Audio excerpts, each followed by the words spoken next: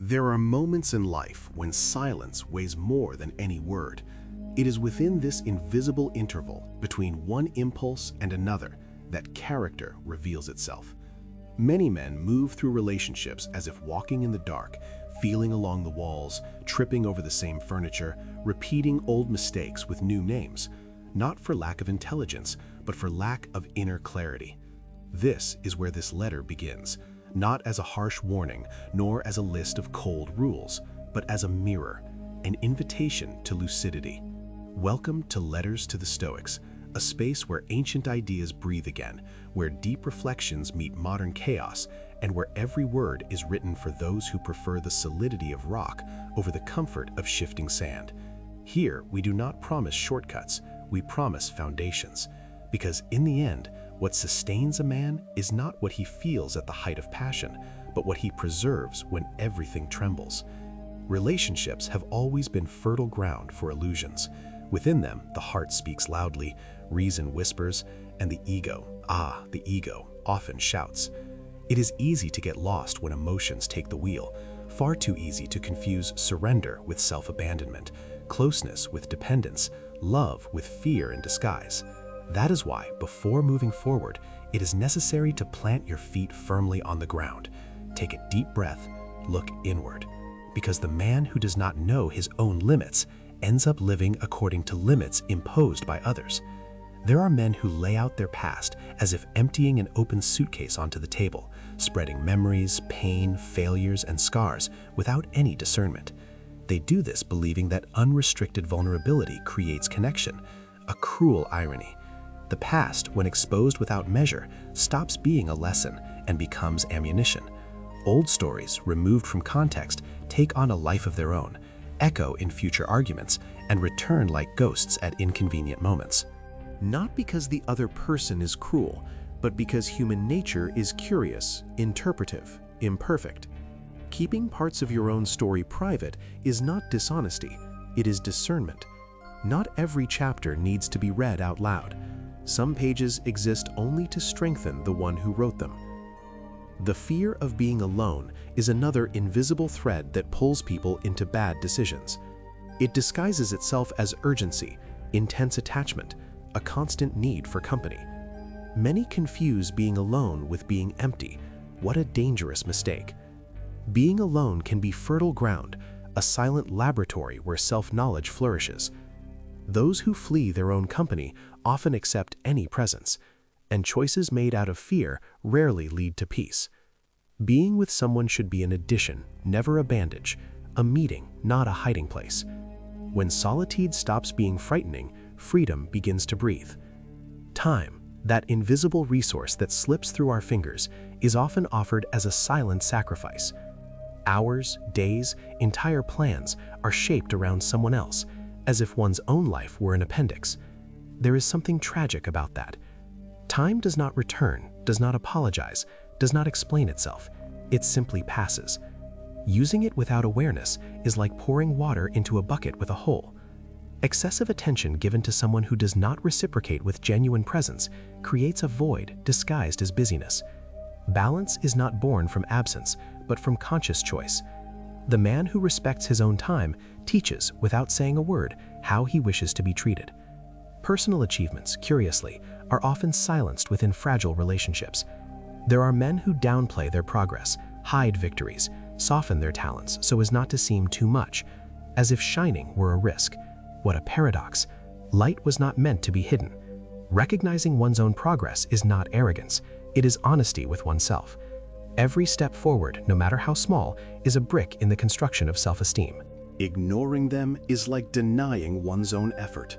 Those who do not celebrate their victories end up begging for external validation, and that comes at a high cost. The mind, when neglected, charges silent interest. Sacrificing one's own peace to sustain a bond is an unfair bargain. There are relationships that drain, corrode, weaken little by little, like a constant leak in the roof of a house.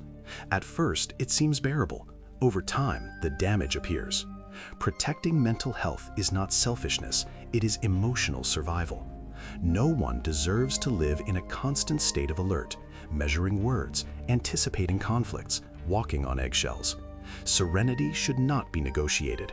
It is the foundation upon which everything else rests. Being true to yourself requires courage. Saying yes when everything inside is screaming no creates an inner noise that is hard to ignore. Little by little, identity dissolves, like ink dropped into water. Authenticity, when abandoned, demands its price in the form of silent resentment. Life was not designed to be a stage where one performs to please other audiences. Every man is the author and protagonist of his own narrative. Living according to external expectations is accepting a secondary role in a story that should be yours. Many men stray from their own path trying to fit into someone else's map. They change routes, abandon dreams, adjust their steps until they lose direction. It is like wearing shoes that do not fit. At first they barely bother you, then they hurt, and finally they prevent you from walking. One's personal journey should not be sacrificed to avoid conflict or please expectations. The world already offers enough obstacles. There is no need to create more by giving up your own essence. Friends and family are often pushed aside as if they were replaceable pieces, a serious mistake. They are the firm soil where roots deepen. Distancing yourself from them to prioritize someone else is like cutting your own anchors in the middle of the ocean. Healthy relationships do not demand isolation. They demand integration. Those who try to monopolize your attention weaken your support network. Valuing those who are present before the final applause is a sign of maturity, not attachment to the past. Finally, there is excessive devotion, the kind that turns admiration into obsession. When someone becomes the absolute center, everything else revolves around them, loses color, loses shape, dreams are postponed, desires forgotten, identity dissolves. No human being should occupy the place of the sun in another's life. Living in someone else's shadow slowly extinguishes your own light. Regaining control is not about breaking bonds. It is about repositioning yourself on your own axis. These reflections are not harsh sentences, but reminders, invitations to awareness. If this video is making you reflect, walk this path with us. Subscribe to Letters to the Stoics and continue receiving letters that strengthen the mind and align the spirit. Share this message with those who need to rediscover their center. Leave your voice recorded, because every conscious experience expands collective wisdom. And stay attentive. New reflections are always on the way. When a man begins to understand these invisible limits, something changes inside. It is not an explosion, nor a cinematic awakening. It is more like the break of day, slow, silent, but irreversible. He begins to see patterns where he once saw only coincidences. He starts to recognize signs he once ignored. And above all, he learns to distinguish between genuine connection and attachment disguised as love. There is a subtle irony in human relationships. The more someone tries to merge completely with another, the more they lose their own shape. Like water poured into water, they become unrecognizable. Individuality, which should be celebrated, becomes a threat.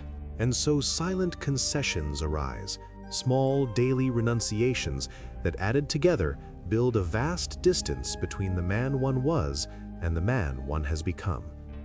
No one wakes up one day and decides to disappear. It happens gradually, drop by drop, choice by choice. Keeping the past, for example, does not mean living trapped in it.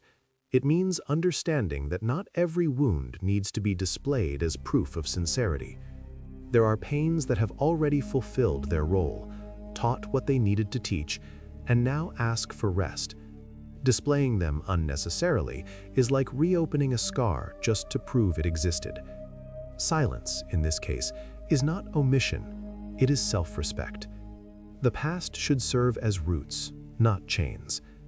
And when the fear of solitude returns, and it does return sooner or later, it must be faced like a shadow in a dark room. It seems threatening until the light is turned on. Solitude teaches things that no company can teach. It reveals habits, fears, forgotten desires. It teaches one to sit with oneself without distractions, without masks, without applause. Those who cross this territory alone return more whole. And then, curiously, they choose more carefully who they allow in. Time once again presents itself as a silent judge. It observes how it is spent, with whom it is shared, in what direction it is invested. Men who respect their own time rarely need to demand respect. There is something almost magnetic about someone who knows when to stay and when to leave. It is not coldness, it is clarity. Devoting time to oneself does not diminish the capacity to love. On the contrary, it strengthens it. A whole man offers presence, not dependence. Celebrating one's own achievements also changes the dynamics of relationships. When someone recognizes themselves, they do not need to compete or hide. Self-confidence manifests in simple gestures, in calm posture, in measured words. There is no need to prove anything. Personal progress stops being a displayed trophy and becomes a silent foundation, and that foundation holds even on days when no one applauds. Mental health, so often neglected, demands constant attention. It does not scream at first, it whispers. It sends subtle signals: emotional fatigue, irritation without apparent cause, the feeling of always being in debt to someone. Ignoring these signs is like ignoring the creaking of a bridge while crossing it. At some point, collapse happens. Protecting the mind is an act of responsibility. It is not about pushing people away, but about establishing clear boundaries. Boundaries do not push away those who respect you, they push away those who consume you. Being true to yourself, once again, requires vigilance. The temptation to please is ancient. It promises quick acceptance, fewer conflicts, immediate approval, but it charges dearly later. The inner voice, when ignored for too long, weakens, and recovering it takes effort. Living authentically does not mean being inflexible, but coherent. Adjusting to the other without losing your axis. Flexibility without self-abandonment. One's own path, when respected, becomes a source of stability. There is something deeply liberating in knowing where you are going, even if the route is uncertain. Those who give this up to follow another path end up lost in maps they do not understand. Life does not ask you to fit into someone else's mold, but to refine your own.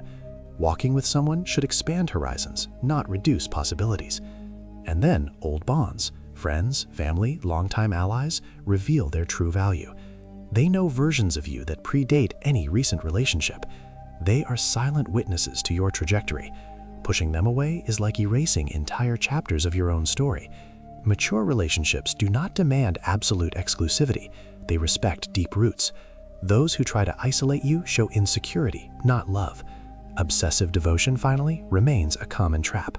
It begins with admiration, passes through idealization, and ends in annihilation. When someone becomes the absolute center, everything else loses gravity. It is like living in eternal orbit, spinning without ever landing. Recovering your own axis requires courage, but it returns something precious: emotional autonomy. To love without disappearing, to be together without dissolving. If this video is making you reflect, pause for a moment, breathe, observe your own story. And if you feel these words make sense, continue with us. Turn on notifications for letters to the Stoics so you do not miss the next letters. Share this content with those who need to rediscover healthy boundaries, and leave your experience recorded. Each shared reflection strengthens this space. There comes a point in emotional maturity when a man stops seeking external explanations for everything he feels. He gradually understands that not every discomfort comes from the other, just as not every happiness can be placed in someone else's hands. This understanding does not come from quick readings or catchy phrases. It is born from friction with reality, from the exhaustion of repeating patterns, from the persistent discomfort of realizing that something needs to change. Relationships, when closely observed, function as amplified mirrors. They do not create flaws, they reveal them. Old fears reappear wearing new clothes. Insecurities ask for the spotlight.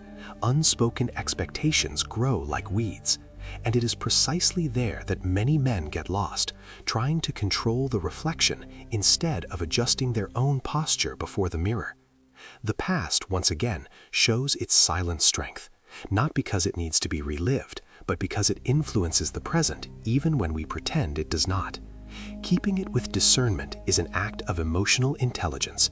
There are stories that only make sense when told at the right time to the right person in the right context. Outside of that, they become noise, distortion. Silence with strategy protects not only you, but the relationship as well. Not everything that is true needs to be said immediately. Truth without wisdom becomes a burden. The fear of solitude, in turn, tends to manifest when identity is not yet solid. It is like a house without a foundation, needing neighboring walls to keep from falling. When a man builds his own structure, the presence of the other stops being a necessity and becomes a choice. And conscious choices are light. They do not pressure, demand, or beg. They simply are. Time remains the great teacher.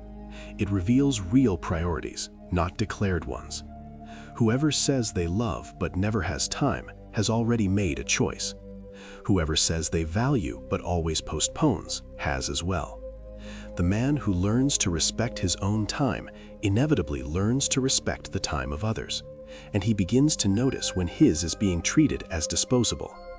Time is life in its raw state. Giving it away without discernment is giving away parts of yourself. Personal achievements, when integrated into identity, change posture entirely. The body speaks differently.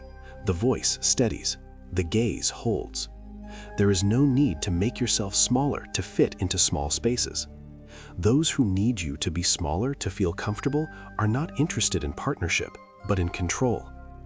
Celebrating your own growth does not drive away healthy people. It drives away those who benefit from your insecurity. Mental health, at this point, stops being an abstract concept and becomes a practical priority. Sleeping well, thinking clearly, feeling at peace are not luxuries, they are foundations. A relationship that demands constant vigilance, fear of mistakes, continuous anxiety is not shelter, it is a battlefield. And no one evolves fighting every day against the person who should be walking beside them. Preserving the mind is preserving the ability to choose well.